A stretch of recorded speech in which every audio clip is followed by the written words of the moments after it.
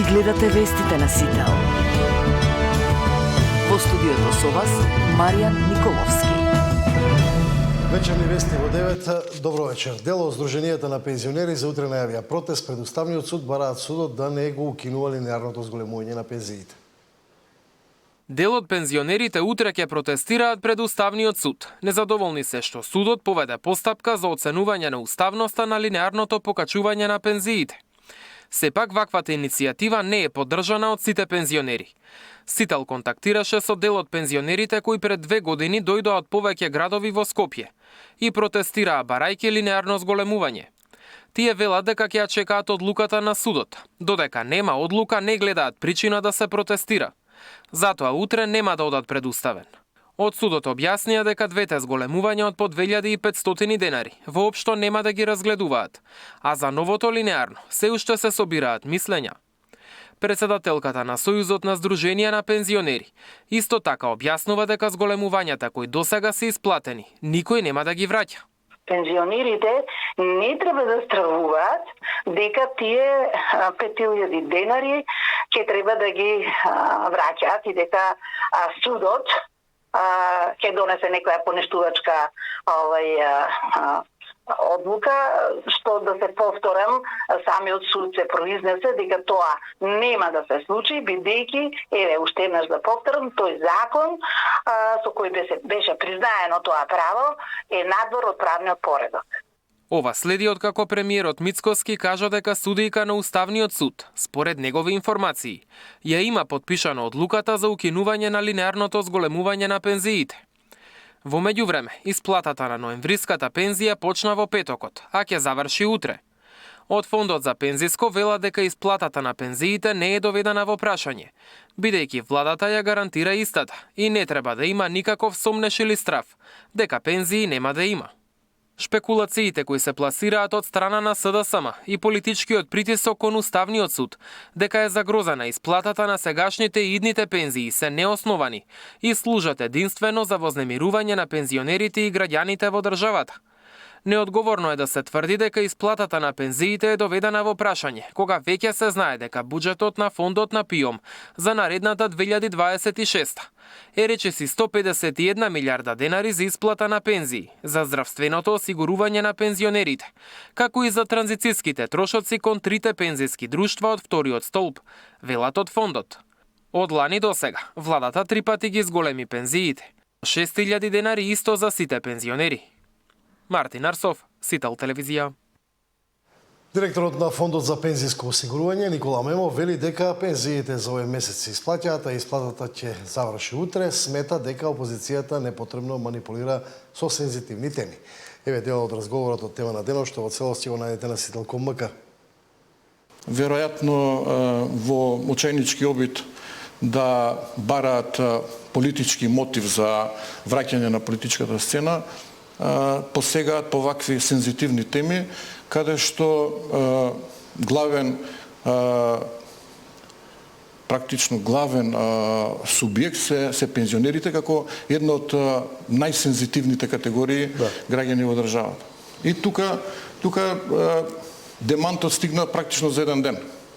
На собраниска говорница беше искажан сомнежот дека нема средства за исплата на пензии. Од друга страна, вчера имавме пресконференција на председателот на СДСМ, каде што го повтори тоа апокалипсисно сценарио. Меѓутоа, едно е јасно. Додека постои државата, ќе постојат исплата на пензиите. И тоа го гарантира државата, односно владата. Практично тоа е пропишано и во членот 241 од Законот за пензии.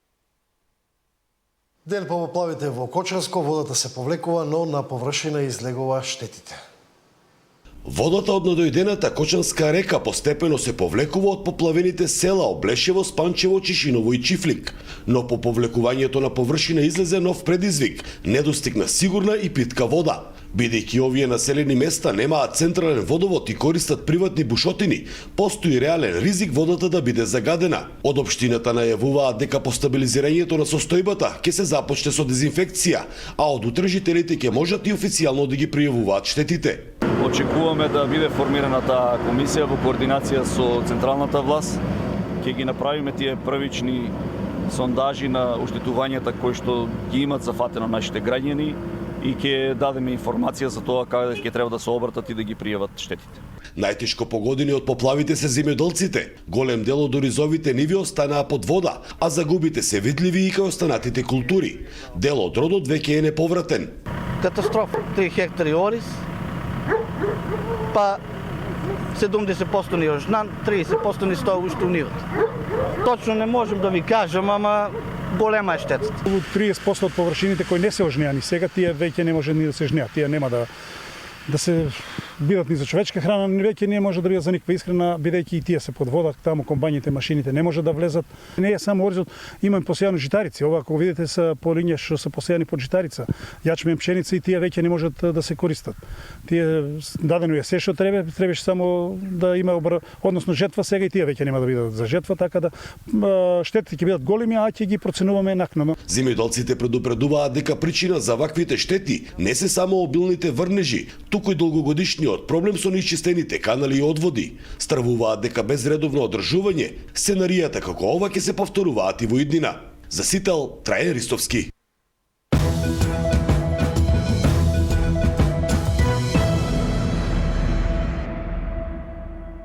Илир Демири, пратеник во собранието од групата на Зијадин села, ќе действува како независен. Веќе го известил спикерот Гаши, за јавноста не открива кои се причините. Одвојувањето од коалицијата со Ахмети, Зијадин села го чини пратеник помалку на своја страна. Илир Демири, иако избран како пратеник на Алијанса за албанците, одлучи да делува како независен. Ваквата одлука на писмено веќе ја предал на собранискиот спикер Африм Гаши. Пратеникот Илир Демири го извести председателот дека ќе работи како независен, велат од кабинетот на Гаши. Новите податоци за Демири веќе се ажурирани и на собранискиот сајт. Тој во краток разговор за Сител ја потврди информацијата, но не сакаше да образложи која е причината за ваквата одлука, ниту дали останува да делува како опозиција или пак преоѓа во мнозинството. Детали за ваквиот чекор најави за утре. Дел од пратениците кои се заедно со села за Сител брифираат дека се уште јасно не знаат што ќе се случува, ниту пак доставеното барање за нив е јасно.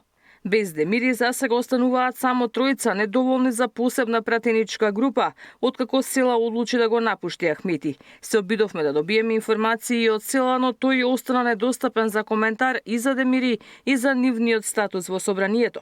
Дали сега независниот Демири можеби ќе стане дел од мнозинството е уште едно од информациите кои кружат во јавноста. Особено што од вреди веќе потврдија дека се водат интензивни разговори со пратеници од албанската опозиција, разочарани од политиките на Наи и Ахмети.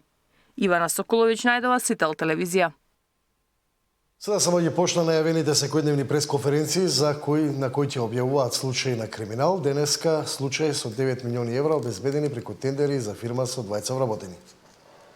Фирмата Digital One, формирана на крај на август лани со само 2 вработени, за една година има добиено тендери од скоро 9 милиони евра народни пари. И сите овие тендери се со владини и државни институции во период од мај 2025 до денес, ноември 2025 година. Фирма без историја, без искуство, без портфолио, регистрирана за трговија со информатичка и комуникацијска опрема, добива речиси 9 милиони евра за само 6 месеци. Или по 1,5 милион евра месечно. Основана е од извесен Кристијан Арсовски и има само 2 вработени. Да, добро слушнавте.